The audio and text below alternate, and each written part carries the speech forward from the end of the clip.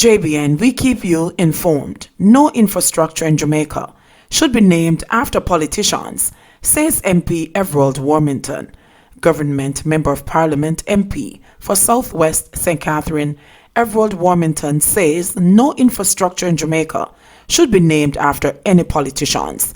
Warmington was responding to a motion in Parliament yesterday to name the roadway from Ferris to Macfield in Westmoreland in honor of Jamaica's first native Governor-General Sir Clifford Campbell.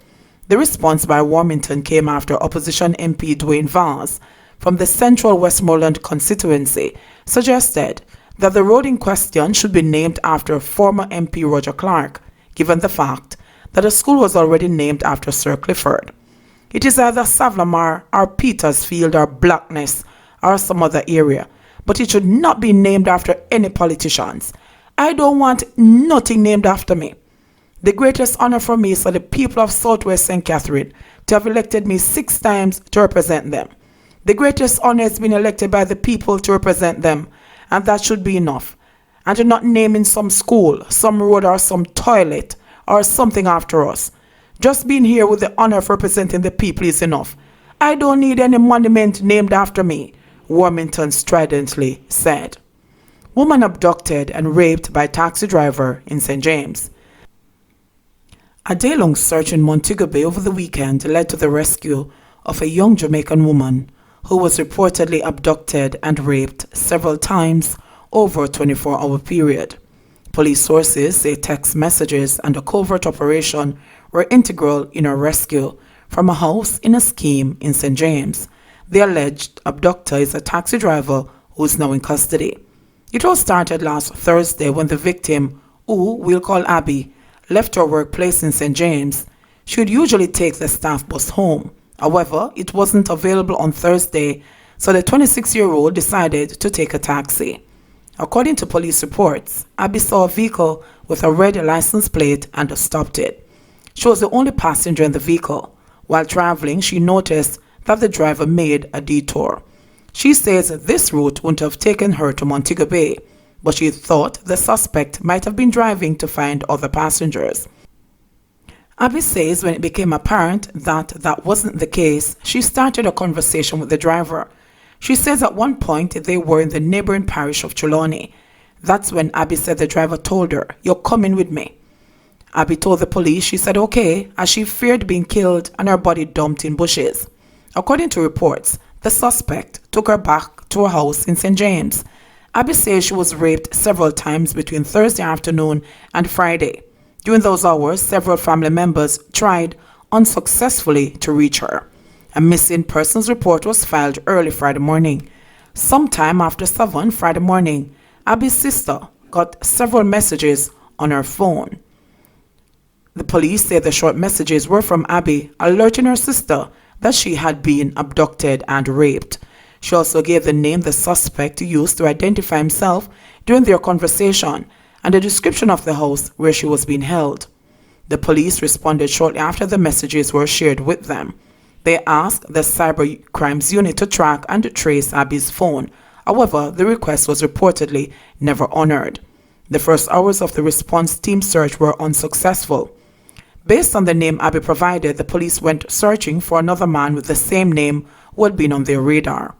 Sometime on Friday afternoon, Abby sent another message, this time with the address of where she was. A special operation began shortly after 6 in the evening to find Abby at that location. The police said during that operation they forced their way into a house in the Rosemont area of St. James. The victim was found and rescued from the 26-year-old suspect.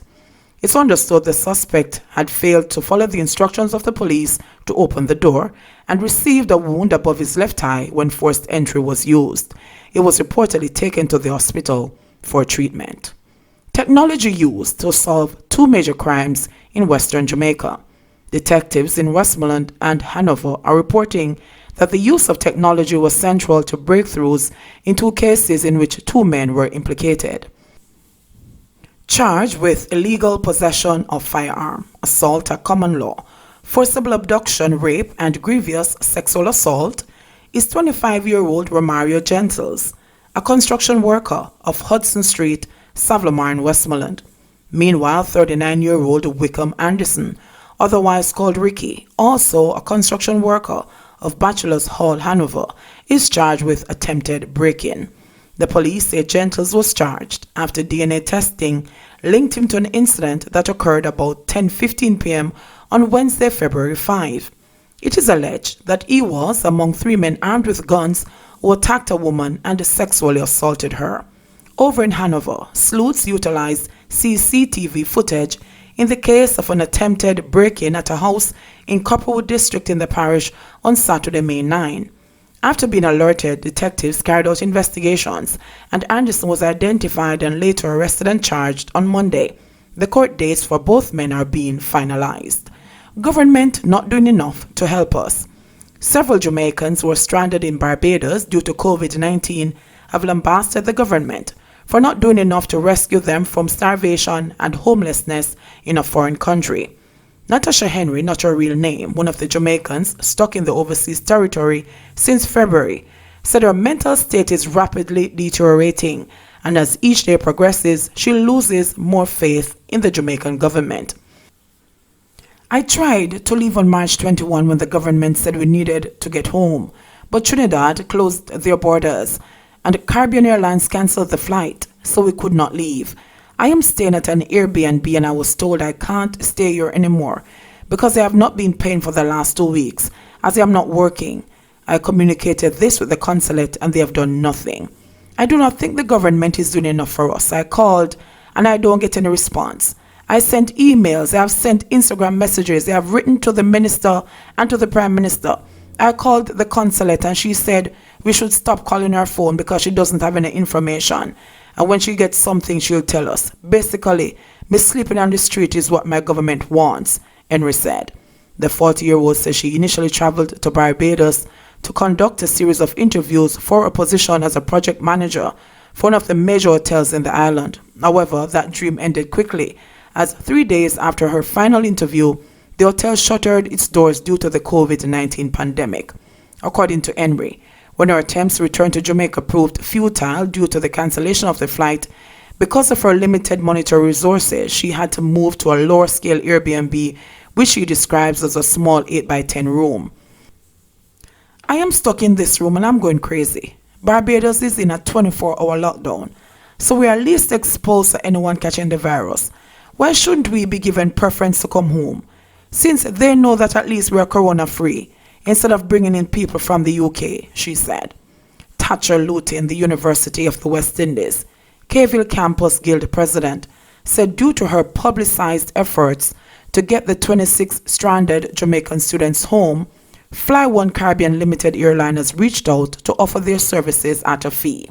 However, that depends on if the government will grant them approval to enter the country amid the current closed border to incoming passengers. You know the government is doing control entry, and they told us to fill out the immigration form, and when we checked, it is still pending. So we want to know if we are on the priority list. Apart from the Jamaican students, there are other stranded Jamaicans in Barbados, and I don't know if the government is not getting what we are saying. Everybody is seeking help, and nobody is saying anything to us. I called the Ministry of Foreign Affairs and I was told the ministry is not dealing with it. I should call the Ministry of Security or the Ministry of Health. If I was able to sign up on the Ministry of Foreign Affairs website, why should I have to go somewhere else for information? I should not have to be calling from ministry to ministry, Lutin said. Ella Hoyas, Jamaicans Honorary Council in Barbados, said her office is doing everything it can to help the stranded Jamaicans. But due to the constraints caused by COVID-19, some things are difficult to achieve. At this stage, we have been collecting information to send it to the government in order to make a decision. My office obviously responds to welfare calls from Jamaicans in Barbados, whether they be students or other nationals. We assist people to have accommodations so they are not on the street, but we are in a very constrained environment, as you can imagine. So people are not grasping and opening their homes to people in the midst of a pandemic, Hoya said. When she was asked how many Jamaicans in total, inclusive of students, were stranded in Barbados and have expressed their desire to return home, she declined to comment. I have a list of Jamaicans who have said they wanted to go home. and they have conveyed the names of the High Commissioner in Trinidad for onwards transmission to the Ministry of Foreign Affairs in Jamaica. I don't think I want to go into those details. My role as honorary counsel, as I understand it, is to collect this information and pass it on to the High Commission, she said. Spanish Town Mayor wants to replace Daley as constituency chairman. The hierarchy of the People's National Party (PNP) has intervened in a growing rift in St. Catherine Eastern between Member of Parliament Denise Daley and the Spanish Town Mayor Norman Scott. Scott, who is also the councillor for the Greendale division in the constituency, wants to replace Daley as chairman of the PNP's Region 4. It is understood that Daley has been losing the confidence of her constituents. Party General Secretary Julian Robinson said from Parliament that the PNP is working to resolve the issues. It is understood that the party leadership will meet with factions in the constituency on Wednesday. A senior PNP official who asked not to be named expressed surprise at the latest fallout. I am shocked at it, to tell the truth, but I must say that in politics people find new allies and friends, the official said. Daley, a two-term MP, is now a senior member of the PNP and is the spokesperson on youth, gender, entertainment and sports. Scott and Daley could not be reached for a comment. An unexpected change in the leadership of another St. Catherine constituency would be significant for the PNP. Only last month, political newcomer Dr. Winston Delahey resigned as the party's caretaker for St. Catherine East Central, claiming his life was threatened. However, he did not give any details.